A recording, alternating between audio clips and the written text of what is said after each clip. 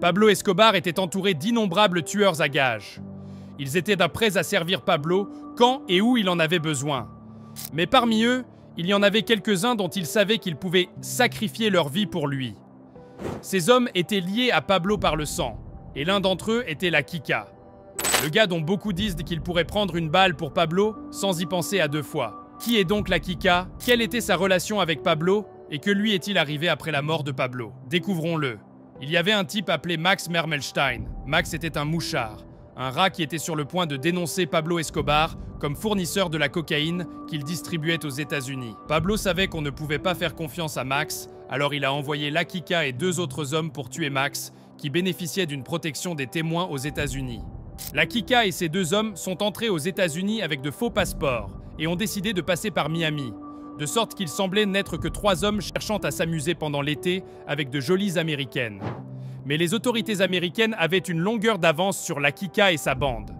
Dès qu'ils ont atterri aux États-Unis, il a été arrêté. Et le reste, eh bien, nous parlerons du reste plus tard. Pour l'heure, revenons au point de départ de l'histoire entre la Kika et Pablo Escobar. Comme beaucoup de tueurs à gages de Pablo, la Kika voulait sortir rapidement de la misère. Il est né le 27 août 1966, dans une famille de 9 enfants. La famille de la Kika n'était pas une famille colombienne ordinaire. Ces garçons étaient en le chat et le chien dans leur maison, se battant toujours pour le peu de nourriture disponible ou les besoins financiers limités de leurs parents. Étonnamment, le père de la Kika était policier, tandis que sa mère était évangéliste. Ni l'un ni l'autre n'avait d'antécédents criminels. Mais la plupart de ses frères et sœurs aînés étaient membres du cartel de Medellín. Mais aussi impitoyable et décontracté que son père, la Kika, voulait en fait faire partie de l'armée colombienne. Personne ne peut confirmer cette histoire, mais la Kika a mentionné dans une interview qu'il voulait rejoindre l'armée en 1986. Mais une chose en entraînant une autre. Il a quitté l'école militaire pour la rue, comme ses frères et sœurs. Il était fauché, sans amour, sans soin, sans rien. Tout ce qu'il avait, c'était un foyer dysfonctionnel, et son frère Bront, qui était toujours là pour l'aider quand il en avait besoin. Bront était également membre du cartel de Medellín, et s'en sortait bien. Il n'était pas vraiment un membre important du cartel, mais il avait beaucoup d'argent à dépenser en alcool et en femmes. La Kika aimait le style de vie de Bronte, et a donc décidé de rejoindre le cartel de Medellín à l'âge de 12 ans. Il a fait de petites courses comme voler des motos et brûler des magasins, jusqu'à ce qu'il se mette à commettre des meurtres pour le compte du cartel. Son principal objectif était de traquer et d'abattre les policiers qui reniflèrent les opérations du cartel. N'oublions pas que son père était flic et qu'il avait donc une certaine connaissance du fonctionnement du système judiciaire colombien. Mais ce n'est pas seulement sa connaissance de la loi qui distinguait la Kika, c'est aussi son efficacité, sa ténacité et ses talents de tueur qui plaisaient tant à Pablo Escobar. À bien y réfléchir, Pablo Escobar avait tellement d'argent que certains disent qu'il n'arrivait pas à le contrôler. En même temps, il était toujours à la recherche de nouveaux moyens pour devenir plus puissant. Cela signifie simplement que Pablo avait besoin d'yeux et d'oreilles dignes de confiance dans la rue pour l'aider à garder le contrôle. Et la Kika était à la hauteur de la tâche. Dans les années 1980, Pablo avait pour politique de donner à ses soldats 4 000 $ pour chaque flic tué. Comme la Kika s'amusait à tuer des flics, il a pris la politique d'Escobar très au sérieux. Il a tué des policiers avant le petit déjeuner, avant le déjeuner et probablement avant le dîner. Il a tué beaucoup de policiers et n'a jamais été réellement accusé de meurtre. Il avait ses entrées à Medellín et pouvait corrompre pour se sortir de n'importe quoi, et je dis bien de n'importe quoi. Il avait aussi la stupide habitude de tatouer les lettres caca sur le corps de ses victimes après les avoir tuées. Mais tuer des policiers n'est même pas la pire chose que la Kika ait faite. Si c'était là son seul crime, nous ne ferions même pas cette vidéo. Si on lui demandait de tuer un homme, il le tuait, ainsi que sa femme et ses enfants, juste pour s'assurer qu'il n'y ait pas de témoins ou de pistes menant à lui. L'un des meurtres les plus sinistres commis par la Kika a eu lieu en décembre 1989, lorsqu'il a fait exploser un bus scolaire rempli d'enfants devant le département de la sécurité administrative, DEAS, qui est l'équivalent du FBI aux États-Unis.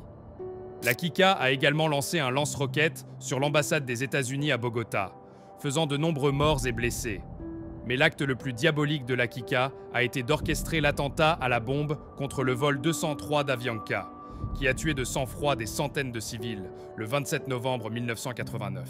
La Kika a convaincu 2 de ses hommes d'embarquer sur le volume avec une bombe dans une mallette.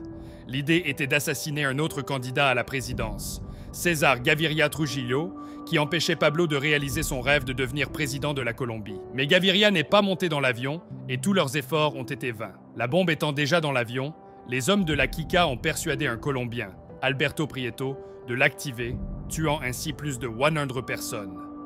2 Américains ont été tués dans l'attentat, ce qui a incité l'administration Bush à lancer des opérations de soutien à l'intelligence, Intelligence Support Activity, pour trouver tous les membres des cartels et des trafiquants de drogue impliqués dans l'attentat.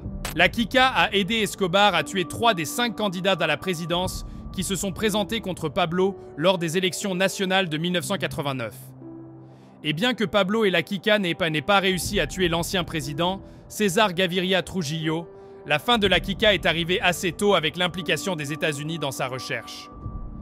Pour en revenir à mon histoire du début, la DEA avait des informations sur la présence de la Kika aux États-Unis, et c'était donc l'occasion rêvée de le capturer. Lorsqu'il a finalement été placé en garde à vue, la Kika a menti aux agents en disant qu'il s'appelait Esteban Restrepo Echavarria, avant que son identité ne soit confirmée par les empreintes digitales fournies par les autorités colombiennes. Mais le plus étonnant, c'est que la Kika a si bien fait son travail que les autorités américaines n'ont pu l'accuser d'aucun des crimes commis. 1 mois plus tard, cependant, il a été reconnu coupable d'avoir menti à un agent fédéral et d'avoir possédé un faux passeport, et condamné à la peine maximale de 6 ans de prison. Pendant qu'il était en prison, les procureurs fédéraux ont affirmé qu'il était un acteur majeur du cartel de Medellín et qu'il était responsable de l'attentat à la bombe contre le vol 203 d'Avianca sur ordre de Pablo Escobar. Si l'accident d'avion s'est produit en Colombie, pourquoi la Kika est-il détenu aux États-Unis? Eh bien, la Kika est la première personne à avoir été condamnée pour avoir fait exploser un avion civil en vertu d'une loi fédérale de 1956 qui lui permettait d'être jugé aux États-Unis pour un crime commis à l'étranger. Il a été accusé de conspiration en vue d'importer et de distribuer de la cocaïne, d'importation substantielle de cocaïne, de participation et de conspiration dans le cadre d'une activité de racket, de participation à une entreprise criminelle continue, de divers délits liés à l'attentat à la bombe et d'autres délits. Son premier procès, en 1994, a duré 2 mois, mais a été annulé après que le jury ait été incapable de rendre un verdict. Lors de son second procès, la même année, il a été reconnu coupable des 13 chefs d'accusation et condamné à 10 peines d'emprisonnement à perpétuité, plus 45 ans, à purger consécutivement. Il est devenu l'un des premiers détenus à être incarcéré dans la prison la plus meurtrière du monde, ADX Florence, dans le Colorado. Mais voici ce que nous trouvons le plus intéressant dans la condamnation de la Kika. Le juge Sterling Johnson Jr., qui présidait l'affaire, a déclaré en condamnant la Kika « Non seulement vous êtes un homme mauvais, mais les choses que vous avez faites, vous aimiez les faire. » Pensez-vous que la Kika était vraiment un homme mauvais? Ces actes peuvent-ils être justifiés compte tenu de la vie dans laquelle il a grandi? Et surtout, regardez l'une des 2 vidéos qui s'affichent sur votre écran en ce moment. Cliquez sur l'une d'entre elles et je vous y retrouverai.